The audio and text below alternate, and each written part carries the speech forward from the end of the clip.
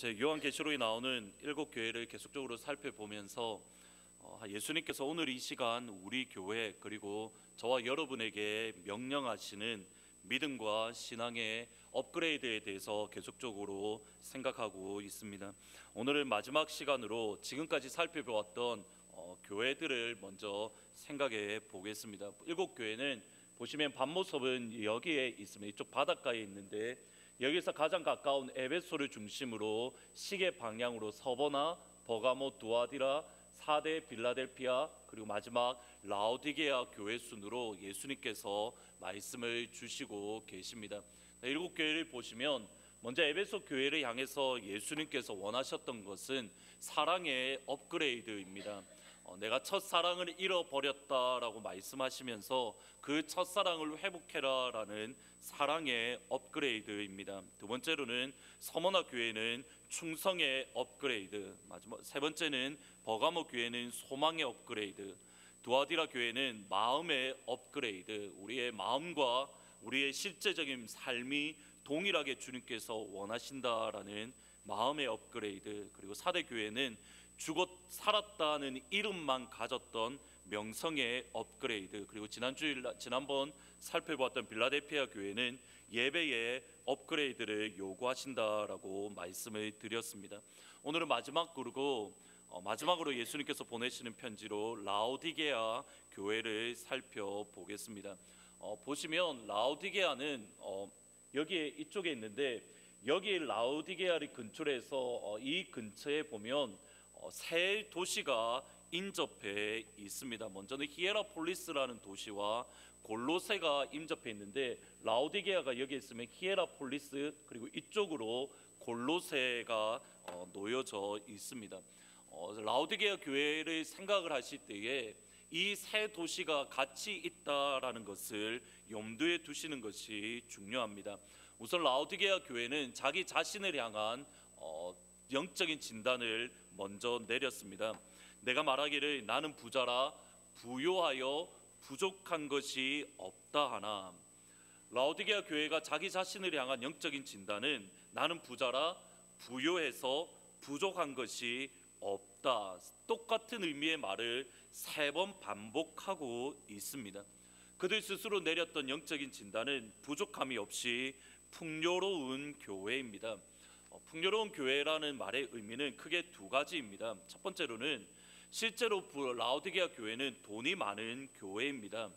라오디게아 도시 자체가 대단히 부유한 도시였는데 그것을 알 수 있는 사건이 AD 60년에 있었던 소아시아 전체에 있었던 대지진입니다.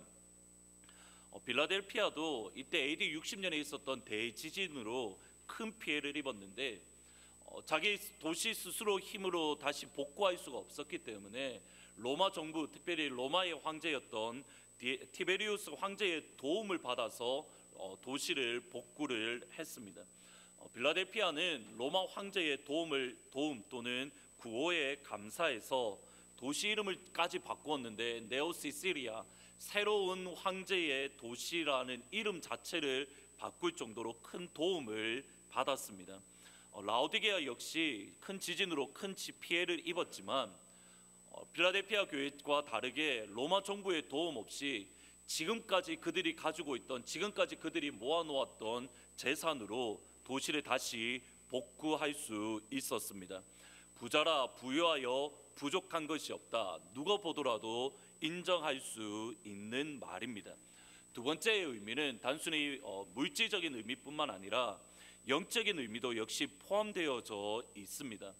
자주 말씀을 드렸는데 바울은 3번에 걸쳐서 선교 여행을 했고 그 가운데에 에베소에만 3년 동안 거주하면서 목회를 했습니다.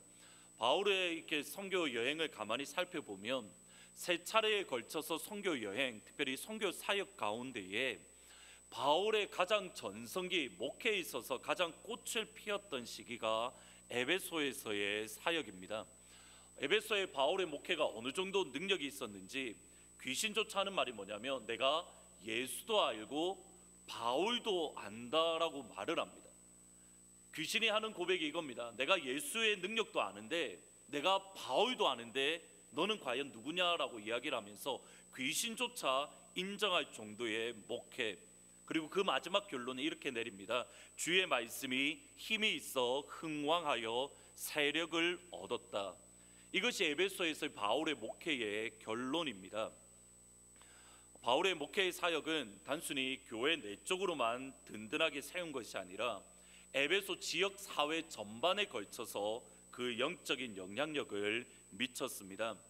에베소에는 특별히 마술사들, 히에라폴리스의 영향이 큰데 마술사들, 특별히 주술가들이 활발을 했는데 에베소 교회의 영적인 영향으로 모든 마술책을 모아서 불태웠습니다. 이게 사도행전 19장에 보면 나오는데, 이때 불태웠던 마술책의 총 가격이 얼마냐면 은 5만이라고 되어 있습니다.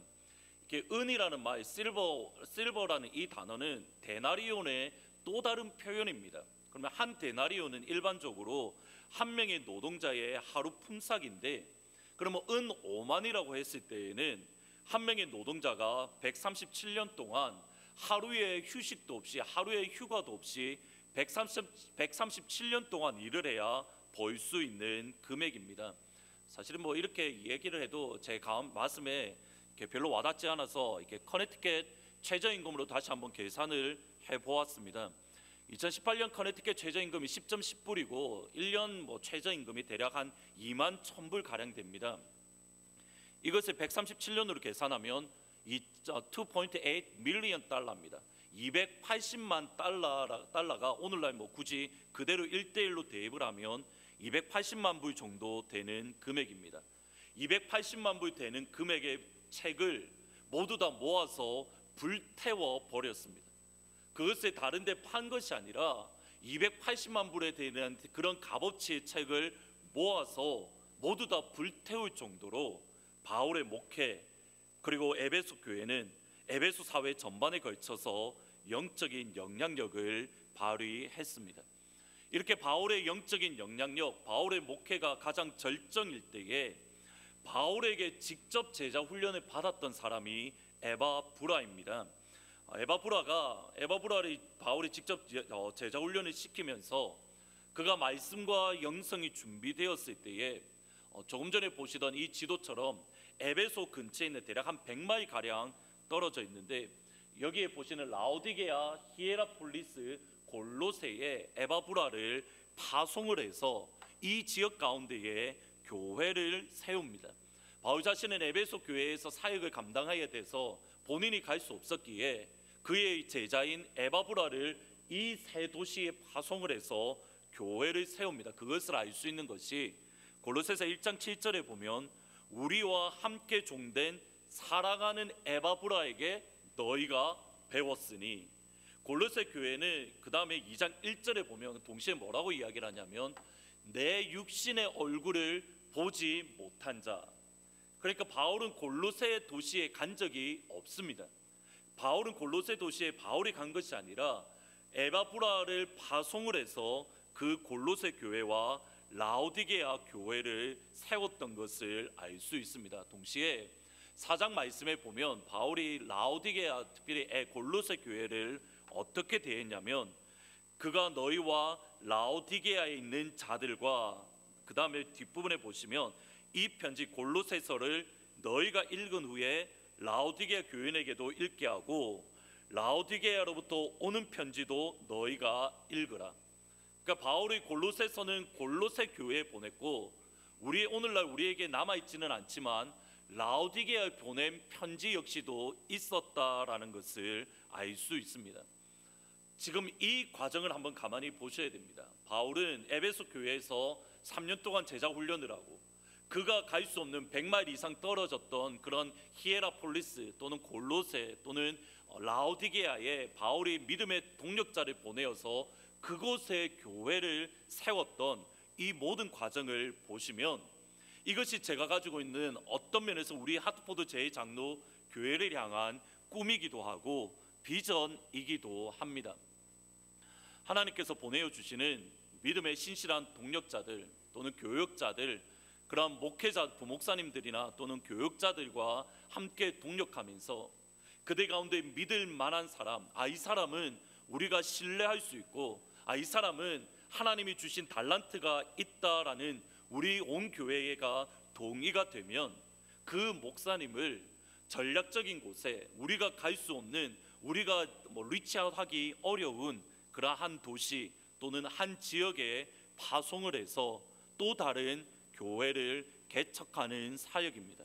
개척한 교회가 어느 정도 자립할 때까지 일정한 기간 동안 지원을 하는 모습입니다. 그리고 그 개척한 교회가 자립을 하면 우리는 또 다른 교회를 개척을 하고 그 자립한 교회 역시 또 다른 지역에 개척하는 그러한 모습입니다.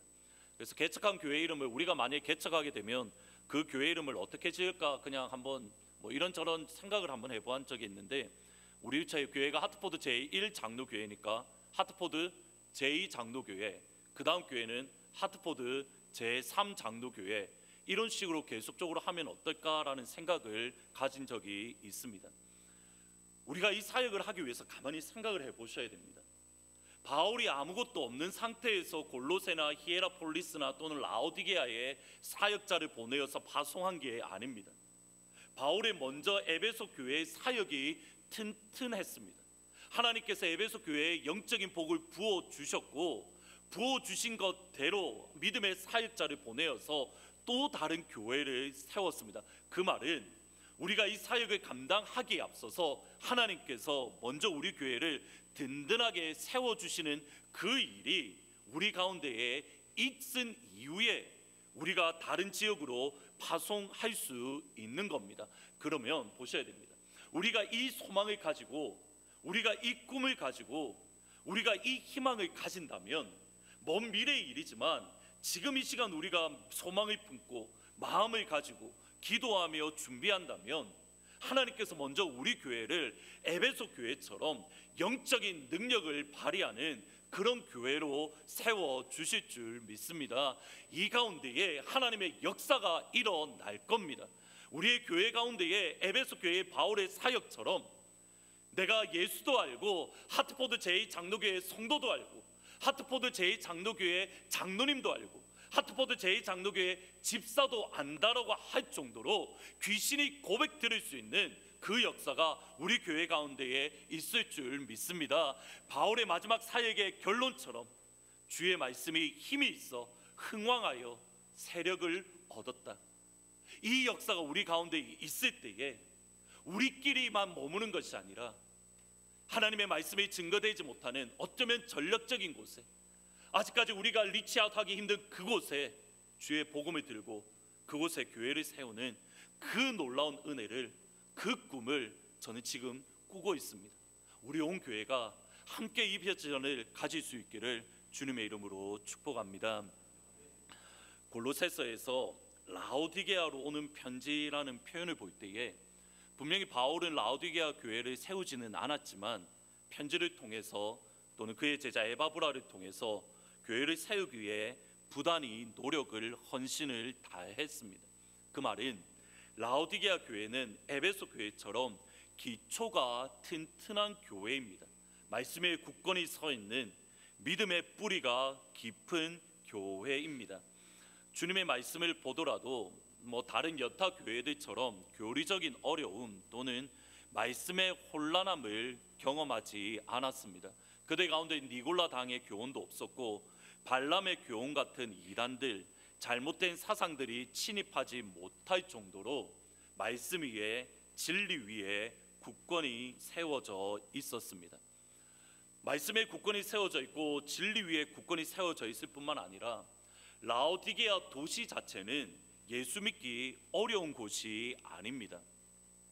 지금까지 살펴보았던 나머지 교회, 대부분의 나머지 교회들을 가만히 보시면 로마 정부나 또는 유대인들의 박해와 핍박이 심했습니다. 가령 빌라델피아 교회 같은 경우에는 사탄의 회당 곧 자칭 유대인이나 하나 그렇지 아니하고 거짓말하는 자, 그러니까 유대인들의 많은 핍박과 중상모략을 받았던 교회가 빌라델피아 교회입니다. 버가모 교회 역시도 사탄의 권자가 있는 곳, 그리고 두아디라 교회 같은 경우에는 사탄의 깊은 것이라는 표현이 나올 정도로 교회가 받은 박해, 핍박이 심했습니다. 반면에 라오디게아 교회에는 그런 박해에 대한 언급이 전혀 없습니다. 이것은 대단히 흥미로운 일입니다. 왜냐하면 BC 250년 정도에 라오디게아를 통치하던 안티오쿠스 2세라는 왕이 2,000명의 유대인 가정을 라오디게아로 강제 이주시켰습니다. 그 말은 250년이 흐른 뒤에 라오디게아에는 대단히 큰 유대인 공동체가 있었습니다. 유대인 공동체가 있었음에도 불구하고 라오디게아 교회는 유대인들의 박해를 전혀 받지 않았습니다. 지금까지 이 상황을 보셔야 됩니다. 핍박이 없고 바울과 에바브라를 통해서 영적인 기초가 튼튼하고 그들의 생활 걱정이 없을 정도로 부유했다라는 것은 그들이 얼마나 예수 믿는 것에 힘을 쏟을 수 있었는지, 예수를 얼마나 편하게 믿을 수 있었는지, 그리고 영적으로 얼마나 부유했는지 저희들이 생각할 수가 있습니다. 그러면 이것이 라오디게아 교회의 진단이라면 예수님의 진단은 과연 무엇입니까? 한번 같이 읽어 보시겠습니다. 내가 말하기를 나는 부자라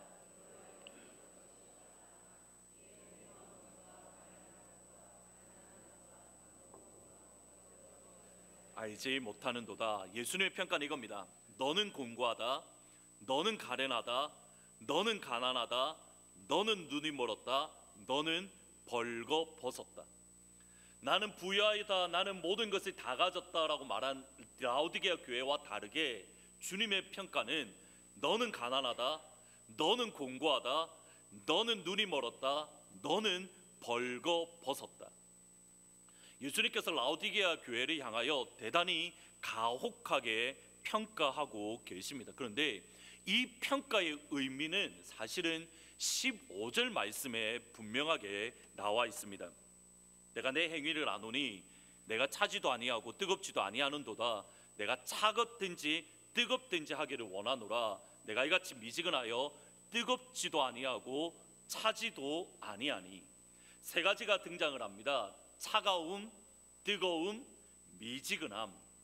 일반적으로 이 구절을 저희들이 이해를 할 때에 뜨거움이라는 이 말을 강조를 가져서 뜨거움이 주는 이미지, 열정 또는 열심을 잃은 교회로 이해를 합니다. 특별히 또 예수님의 19절 말씀에 보면 내가 열심을 내라라는 말을 볼 때에 나름 설득력이 있습니다. 그런데 여기서 한 걸음 더 나아가서 오늘은 다른 측면으로 생각을 해보려고 합니다. 예수님께서 지금 현재 라오디게아의 교회에 요구하시는 것은 뭐냐면 뜨거움이나 차가움입니다. 지금 예수님께서 원하시는 것은 뜨거움 또는 차가움인데, 만약에 예수님께서 열정, 뜨거움을 원하신다라고 한다면 적어도 차가운 것보다는 미지근한 상태가 더 좋습니다. 그러면 예수님께서 미지근한 라오디게아 교회를 책망하실 필요가 없습니다. 주님께서 실제로 원하시는 것은 두 가지입니다. 너희가 차가워야 된다. 그리고 너희가 뜨거워야 된다. 예수님께서 정확하게 반대하시는 것은 미지근한 상태이지 너희는 분명히 차가워야 된다 또는 너희는 뜨거워져야 된다. 이 두 가지를 예수님께서 요구하고 계십니다. 이것을 알기 위해서는 사실은 조금 전에 계속적으로 말씀드렸던 이 지도를 조금 이해하실 필요가 있습니다. 라오디게아가 여기 있고 히에라폴리스는 북쪽으로 대략 6마일 떨어져 있습니다. 골로새는 라오디게아에서 대략 10마일 가량 떨어졌는데, 히에라폴리스에는 뭐가 유명하냐면 온천이 대단히 유명합니다. 지금도 히에라폴리스에는 온천으로 많은 사람들이 관광을 가는데 이 온천은 치료에 효능이 있다라고 알려져 있습니다. 그리고 라오디게아 남쪽에 있는 골로새에는 이렇게 깨끗한 차가운 물이 납니다. 그래서 그곳에는 시원한 물을 마실 수 있는 그런 식수로 마실 수 있었습니다. 문제는 뭐냐면 여기는 뜨거운 온천물이 나고 골로새에는 차가운 물이 나는데 라오디게아에는 물이 없었습니다. 물 공급원이 원활하지 않았습니다. 그래서 다른 지역에서 물을 끌어다 왔는데 지금 보시는 것이 라오디게아로 향하는 수로입니다. 이렇게 바위로 만든 이렇게 상수도 시설입니다. 이 상수도 시설은 특별히 라오디게아 북쪽에 있는 지역에서 온천물을 끌어서 가지고 왔는데, 이것이 라오디게아에 도착할 때쯤 되면 이 물이 미지근해졌습니다. 라오디게아 교회를 향하여 너희가 미지근하다라는 예수님의 이 진단은 이것을 염두에 두신 말입니다. 여기서 중요합니다. 미지근하다라는 말이 이 당시 특별히 라오디게아 지역에 어떤 의미로 사용되어졌냐면, 헤로도투스나 또는 크세노폰 같은 학자들에 의하면 미지근한 물은 누구에게 사용되어지냐면 시민들이 마실 수 없는 물입니다. 그냥 일반 사람들이 마실 수 없고, 언제 사용하냐면 샤워할 때만, 또는 이렇게 정원에 물을 줄 때만, 심지어는 노예에게만 주는 물이 미지근한 물입니다. 다시 한번 들어보셔야 됩니다. 미지근한 물은 누가 사용하냐면 그냥 일반 사람들은 샤워할 때 사용하든지, 아니면 잔디에 물을 주든지, 아니면 노예에게 주는 물이 미지근한 물입니다. 왜냐하면 온천에 함유된 미네랄 때문입니다. 제가 아까 말씀드렸던 파묵칼레라는 곳이 이곳인데, 온천에서 나오는 미네랄이 모여서 이렇게 아름다운 장관을 이룬다고 합니다. 문제는 뭐냐면 미네랄이 많이 함유된 물을 마시면 구토 증상이 일어난답니다. 그러니까 하이에라폴리스에서 오는 이 물은 마시면 구토하기 때문에 마실 수 없는 물이 다름 아닌 미지근한 물이라는 뜻입니다. 보셔야 됩니다. 그러면 미지근한 물은 마실 수 없는 아무런 사용 가치가 없는 물입니다. 반면에 온천의 물은, 뜨거운 물은, 온천에서 나오는 뜨거운 물은 치료의 목적으로 온천할 수 있는 물, 차가운 물은 내가 시원하게 마실 수 있는 식수로 사용됩니다. 뜨거운 물과 차가운 물은 효용 가치가 있습니다. 온천으로 치료를 하든지, 아니면 내가 먹고 마실 수 있는 물이든지. 반면에 미지근한 물은 여기에도 저기에도 사용할 수 없는 값어치 없는 물이 미지근한 물입니다. 그러면 예수님께서 너희가 차갑지도 않고 뜨겁지도 않고 미지근하다라고 할 때에 어떤 뜻이겠습니까? 예수님의 라오디게아 교회를 향한 진단은 이겁니다. 너희가 온천물처럼 뜨겁지도 않아서 내가 온천할 수도 없고, 골로새에서 나오는 차가운 물처럼 내가 너희를 마실 수도 없고, 너희들의 상태는 미지근한 물처럼 내가 마시면 토해낼 수밖에 없는, 아무 사용할 수 없는 물이다라는 평가입니다. 라오디게아 교회를 향한 미지근하다는 것은 그들의 열심히 식었다는 게 아닙니다. 그들을 향하여 미지근하다는 것은 열정을 잃어버렸다는 뜻이 아닙니다. 그들을 향하여 너희가 미지근하다는 말은 너희는 아무 쓸데 없다라는 뜻입니다. 하나님 보시기에, 예수님 보기에 아무 사용 가치가 없는, 아무런 무가치한 존재가 다름 아닌 라오디게아 교회입니다. 마치 맛을 잃어버린 소금과 같은 본질의 문제이지, 그냥 열심을 가졌느냐, 내가 조금 더 열정을 가졌느냐, 그 문제가 아니라는 겁니다. 그럼 이제 다음 문제로 넘어가야 됩니다. 왜 라오디게아 교회는 주님 보시기에 아무런 값어치가 없는, 온천도 못하고 마시지도 못할 미지근한 물이 되어 버렸습니까? 왜 라오디게아 교회는 맛을 잃어버린 교회가 되었습니까? 이 질문과 함께 20절 말씀을 한번 같이 읽어 보시겠습니다. 볼지어다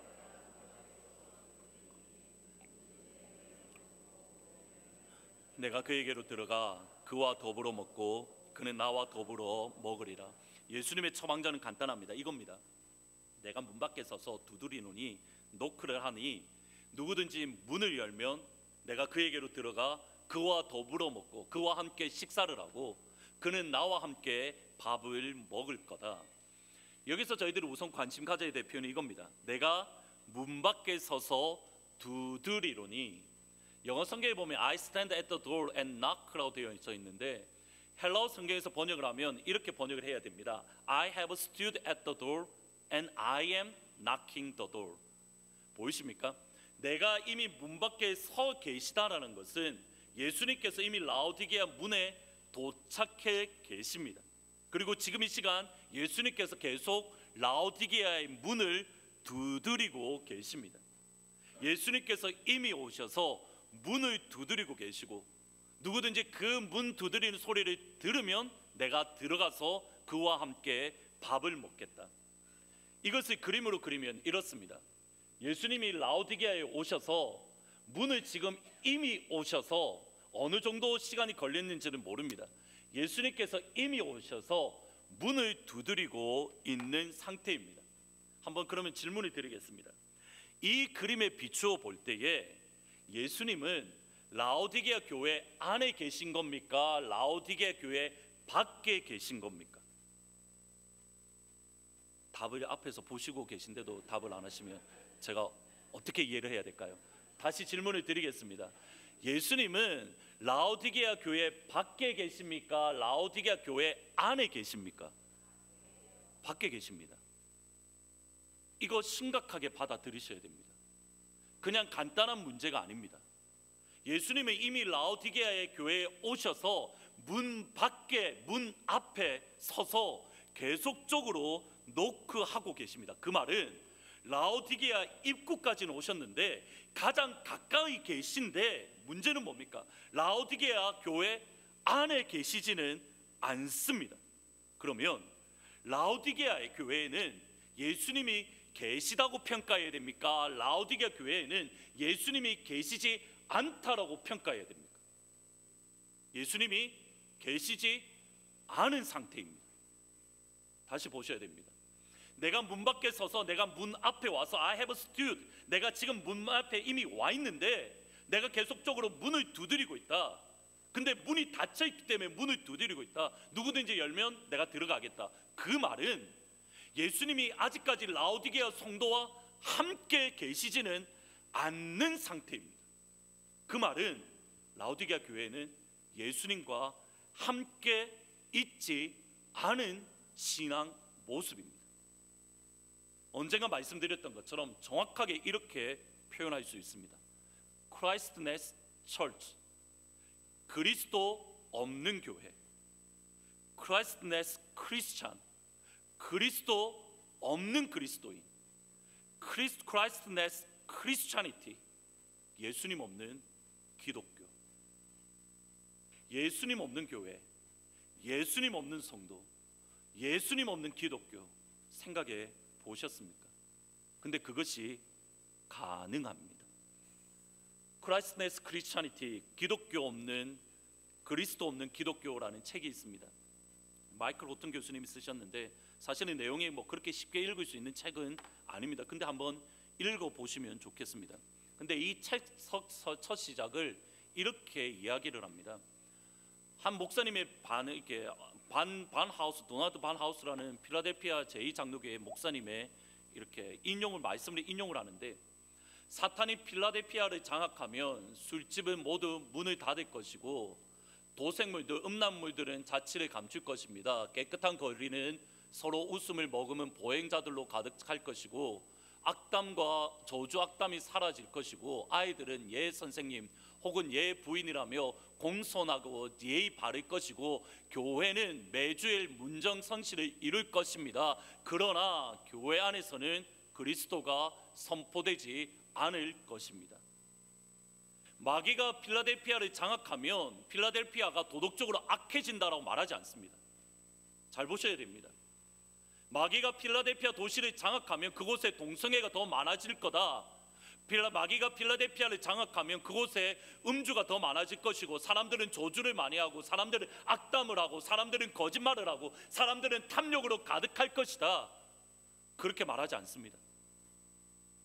마귀가 필라델피아를 잡으면 동성애가 사라질 수 있습니다.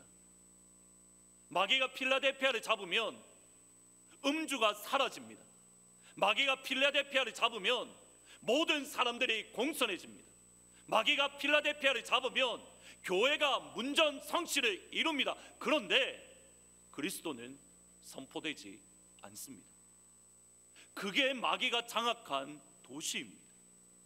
그게 마귀가 장악한 교회의 모습입니다. 마귀가 장악하면 누구보다 살기 좋은 도시가 될 수 있습니다. 마귀가 장악하면 누구보다 안전한 도시가 될 수 있습니다. 마귀가 장악하면 교회가 가득 찰 수 있습니다. 그러나 그곳에 예수님은 없습니다. 바꿔서 말해보겠습니다.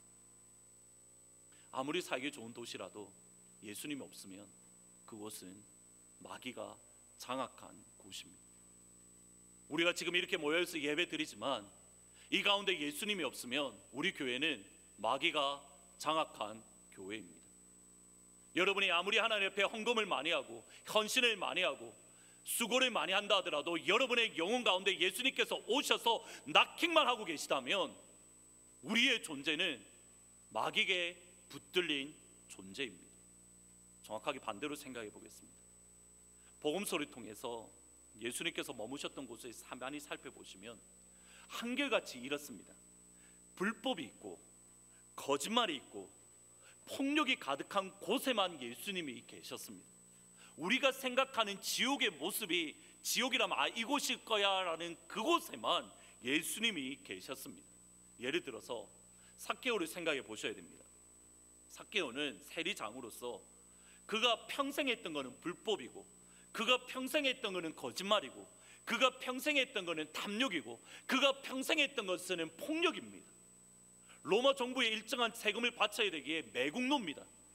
모든 사람들에게 조롱거리가 되어 있을 수밖에 없는 존재입니다. 다른 사람들에게 내가 조롱을 받기에 내가 재정에 있어서는 돈으로 내가 내 심령을 채우리라는 생각을 가지고 그가 수없이 많은 탐욕을 누렸습니다. 100만큼만 로마의 정부에 바치면 되는데 200을 요구해서 100은 내가 가지고 100은 로마에 바칩니다. 탐욕으로 가득합니다. 200이라는 것을 바치지 않을 때에는 로마 군사를 사용해서 그들을 억압하고 이스라엘 민족들의 폭력으로 짓밟으며 그들을 괴롭혔던 존재가 세리장 삭개오입니다. 보셔야 됩니다. 탐욕이 가득합니다. 거짓말이 있습니다. 폭력이 있습니다. 지옥 아닙니까? 그것이 지옥 아닙니까? 그런데 주님의 말씀을 보십시오. 지옥 같은 그곳에 주님이 가셨습니다. 주님이 그곳에 계시니 이렇게 바뀝니다. 예수께서 이르시되 오늘 구원이 이 집에 이르렀으니 이 사람도 아브라함의 자손이로다. Today salvation has come to this place. 지옥 같은 그곳에 우리 예수님이 가시니 지옥이 천국으로 변화되는 겁니다. 그곳이 어떤 곳이냐가 문제가 아닙니다. 그곳이 안전한 곳인가? 그곳이 살기 좋은 곳인가? 그곳이 편안한 곳인가? 그것에 의해서 천국과 지옥이 나누어지는 게 아닙니다. 그곳에 거짓말이 있고 그곳에 탐심만 있고 그곳에 불법만 있다 하더라도 그곳에 예수님이 계시면 천국으로 변화되는 겁니다. 반대로 아무리 좋아도 우리 주님 없으면 그곳이 지옥인 겁니다. 라오디게아 교회를 보셔야 됩니다. 라오디게아 교회는 제가 소위 요즘 아이들 표현대로 단언할 수 있는 것이 라오디게아 교회는 예수님이 없는 교회, 사탄이 장악한 교회입니다. 왜냐하면 라오디게아 교회 스스로도 계속적으로 이렇게 말합니다. 한번 같이 읽어보시겠습니다. 내가 말하기를 나는 부자라.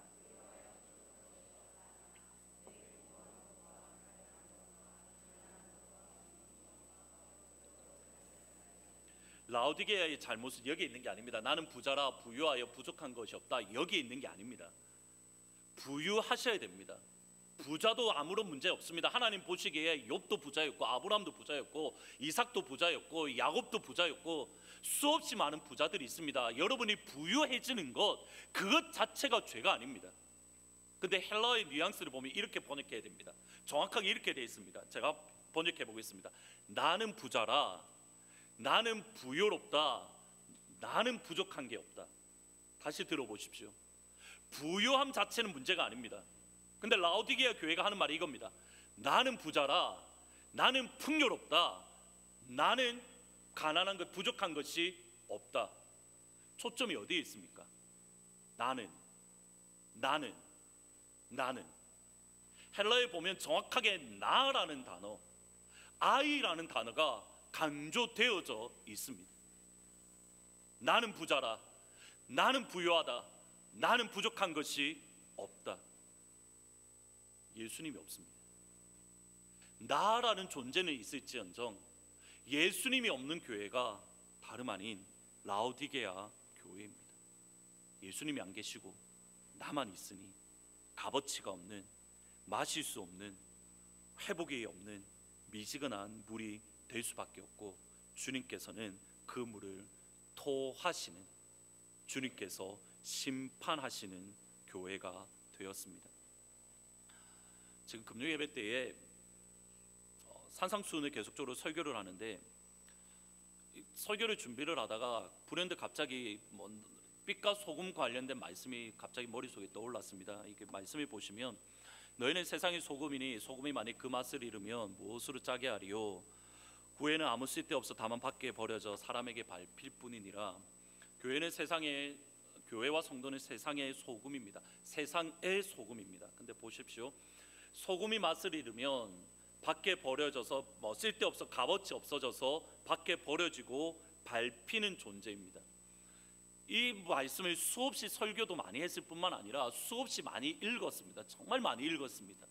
근데 저는 지금까지, 이번에 사실은 어저께 설교 준비를 하다가 충격을 받았는데, 저는 지금까지 버려진다라는 이 말을 제가 어떻게 이해를 했냐면, 하나님에 의해서 버려진다라고 생각을 했습니다. 소금이 그 맛을 잃으면 하나님에 의해서 버려진다, 당연합니다. 근데 다시 한번 성경을 읽어봤습니다. 헬러 성경을 다시 읽어봤습니다. 영어 성경에도 비슷하게 나옵니다. 누구에게 버려지는 겁니까? 보셔야 됩니다. If it is no longer good for anything except to be thrown out and to be trampled. 그 다음 단어가 뭡니까? By man. 정확하게 헬라어에 보면 휘포 안스로폰이라는 사람들에 의해서라는 단어가 있습니다. 그러면 질문을 드리겠습니다. 맛을 잃으면 누구에게 버림받고 누구에게 밟힌다는 말입니까? 하나님에게 버림받는다는 말입니까? 세상에게 버림받는다는 말입니까? 답이 앞에 있습니다. 맛을 잃으면 하나님에게 버림을 받습니까? 사람에게 버림을 받습니까? 사람에게 버림받습니다. 무슨 말인지 보이십니까? 우리 가운데 예수가, 예수라는 존재가 없으면 하나님에게 버림받는 것 당연합니다. 하나님에게 버림 안 받는다는 말이 아닙니다. 당연히 하나님께 버림받습니다. 그런데 마태복음 5장 13절 주님의 말씀에 의하면, 소금으로서 그 맛을 잃어버리면 사람에게 버림을 당하고 사람에게 밟힘을 당하는 존재가 되는 겁니다. 오늘 우리에게 적용해 보겠습니다.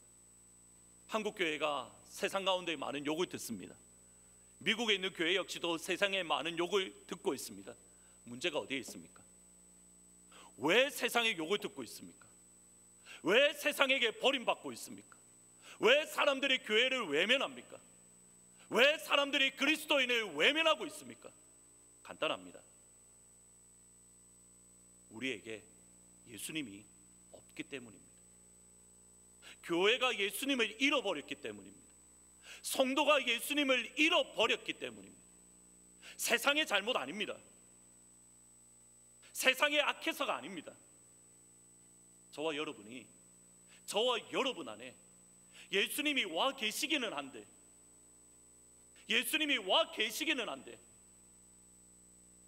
우리 안에 계시지 않기 때문입니다.